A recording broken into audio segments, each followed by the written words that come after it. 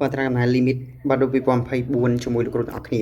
លំហាត់បើយើងក៏ឲ្យយើងកំណត់តម្លៃ a ដែលស្គាល់ limit ប៉ុណ្ណឹងអញ្ចឹងអត់មានអីបែរគ្រាន់តែកណនី limit ធម្មតាអញ្ចឹង limit ហ្នឹងគឺ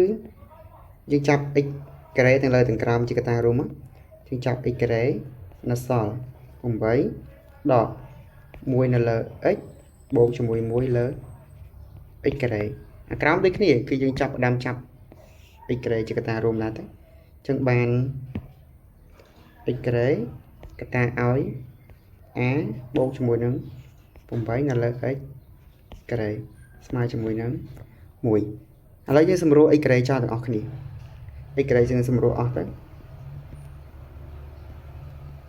x កត្តាបូកអនន្តសម្រួល x ការ៉េចោលអានោះវាសមហ្នឹងសម8ដកជាមួយ1លើ x បូក1លើ x ការ៉េអាក្រោមនៅសល់ a បូកជាមួយនឹង8នៅលើ x ការ៉េស្មើ1អញ្ចឹងយើងចាប់ផ្ដើមចំនួនបូកអនន្តចូលអញ្ចឹងអា1លើ x 0 1លើ x ការ៉េក៏0ដែរត្រង់ហ្នឹងអញ្ចឹងនៅសល់8នៅលើអាក្រោមគឺ a ស្មើជាមួយនឹង1អញ្ចឹងទីរក a ស្មើជាមួយនឹង8អញ្ចឹងបើសិនជាមានចម្ងល់អីអាច comment សួរបានណា